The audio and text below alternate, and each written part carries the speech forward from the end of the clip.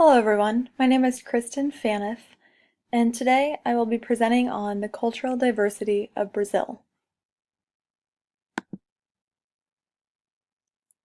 From its powdery white sand beaches, Amazonian rainforests, rhythmic dance and drumbeat-filled streets, Brazil is an incredibly diverse and captivating country.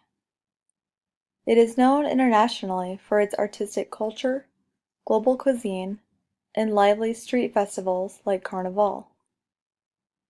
Beyond its visual beauty, I've always been intrigued by Brazil because of the important role soccer plays in society.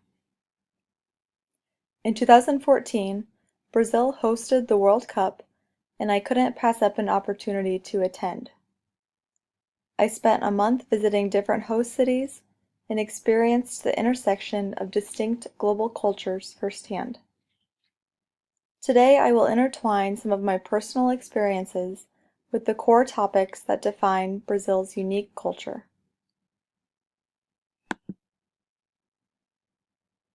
Language is one of the strongest elements of Brazil's national unity and identity. Portuguese is the official language, and it is spoken by nearly 100% of the population. It is the only language used in schools, newspapers, radio, and television, and it is used for all business matters. Brazil is the only Portuguese-speaking nation in the Americas, giving it a national culture sharply distinct from its Spanish-speaking neighbors. Language is a unifier within Brazil because there is very little dialect variation from region to region. The variation that does exist is diminishing as a result of mass media, especially national television networks that are widely popular among Brazilians.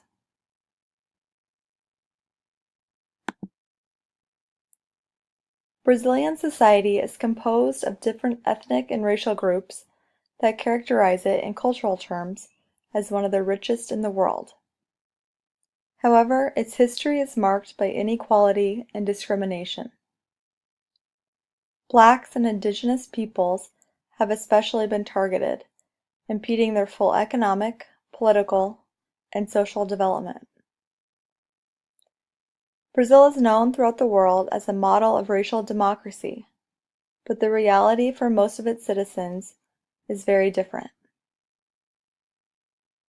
The country's deep social inequalities run broadly along racial lines. Brazil is still largely governed by whites. Blacks and indigenous peoples are disproportionately poor and often have difficulty finding employment. A common expression in Brazil is money whitens. Brazil was the last nation in the Western world to abolish slavery, and it is still riddled with racial prejudices. One example is after the abolition of slavery in 1888, interracial relationships were more than encouraged. In fact, these relationships were considered a matter of national duty and viewed as a way to erase Black identity. Brazil's government launched widespread policy initiatives to quote-unquote whiten Brazil. Some of these measures included closing the country's borders to African immigrants, denying Black Brazilians the right to lands inhabited by the descendants of runaway slaves, and subsidizing the voyage of millions of German and Italian workers as a way to increase the white population. These policies changed the way race was viewed and classified in Brazil. Instead of ancestry defining an individual's race, appearance became the determining indicator. Today, Brazilians see themselves and others across a spectrum of skin colors. In a study conducted by the Census Department, Brazilians self-identify with 136 unique categories of race to include burnt white, brown, dark nut, light nut, and copper. The collection of images on the right is a sample from a project called Human A, that seeks to shed light on the social construct of race. Brazilian photographer Angelica Das aims to document every human skin tone through portrait photos. She hopes her project will challenge prejudicial norms and change the way we think and talk about race.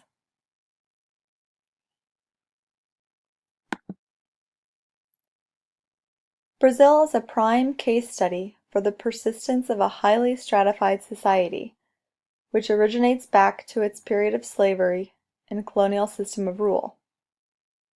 Historically, wealth in Brazil has been deeply disproportionate, and its income inequality is among the worst in the world.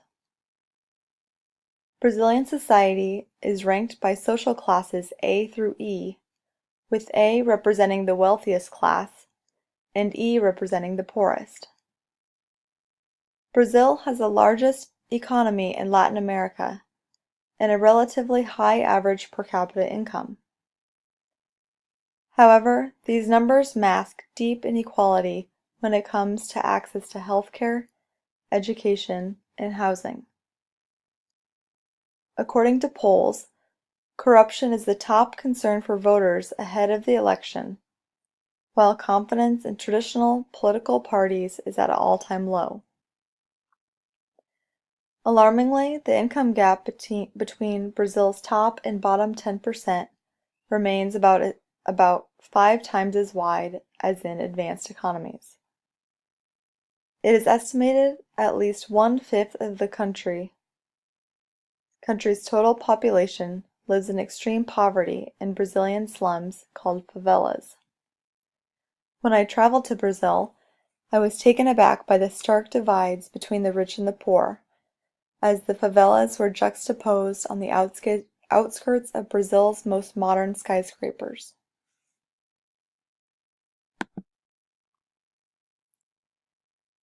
Brazil has a history of economic stagnation and political turmoil. However, the country is gaining global recognition for its economic potential. Brazil has the largest economy in Latin America and is ranked 9th largest in the world by nominal GDP. Brazil is one of the countries referred to as BRICS, together with Russia, India, China, and South Africa. These countries are recognized as the 5 primary emerging global economies. Brazil's economy is inward-oriented and is defined by moderate free markets. However, Brazil has faced some economic challenges in recent years.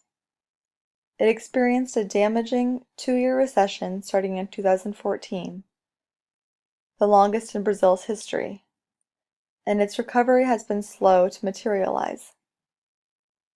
The International Monetary Fund predicts GDP growth of only 0.3% this year. The unemployment rate is also high at 13%. Additionally, inadequate infrastructure makes it difficult to attract and maintain foreign investment. Brazil is working to strengthen relationships with other global emerging economies. China is Brazil's biggest trading partner and will likely play a pivotal role in its economic recovery. Brazil has tremendous potential, but it is one of the main testing grounds in the developing world for free markets, open trade, and private enterprise. The success of these systems would have a political impact beyond the region, particularly in Africa, to which Brazil has ethnic, cultural, and historical ties, as well as geographical proximity. Brazil's physical landmass encompasses more than half of South America and shares borders with 9 neighbors. This geopolitical reality makes Brazil an ideal candidate for consolidating a regional market in South America.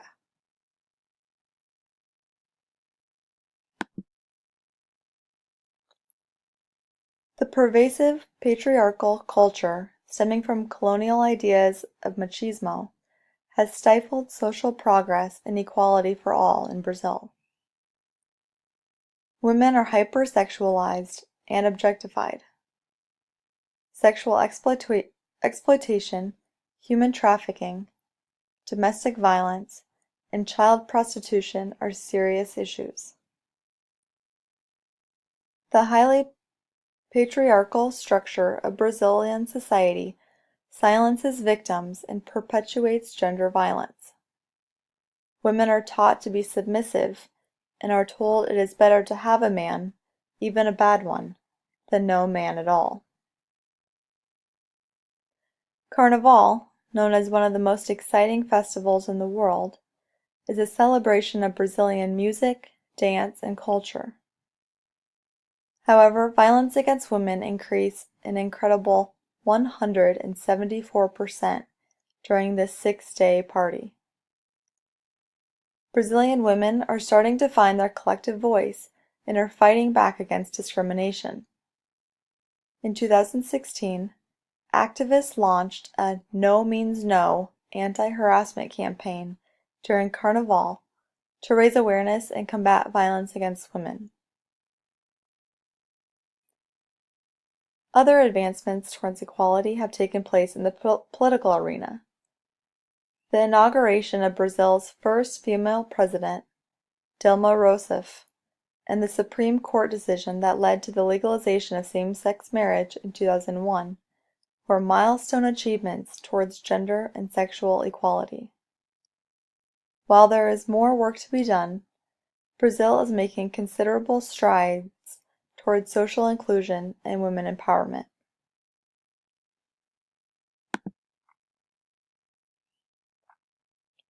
Nearly 65% of Brazil's population identifies as Roman Catholic.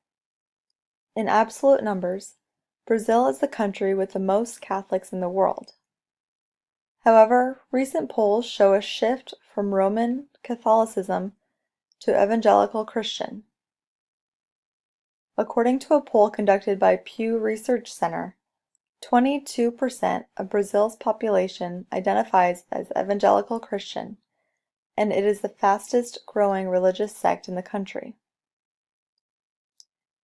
One major contributor to the growth of evangelical churches is their visibility in politics.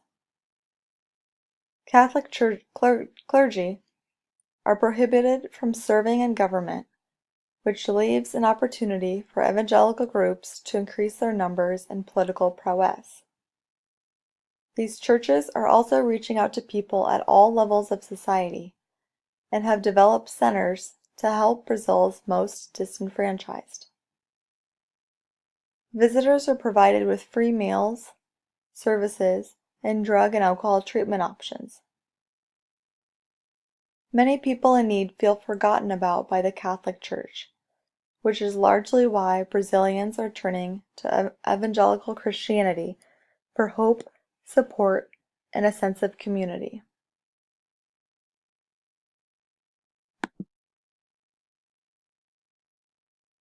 Here's a list of references if you would like to peruse any of these.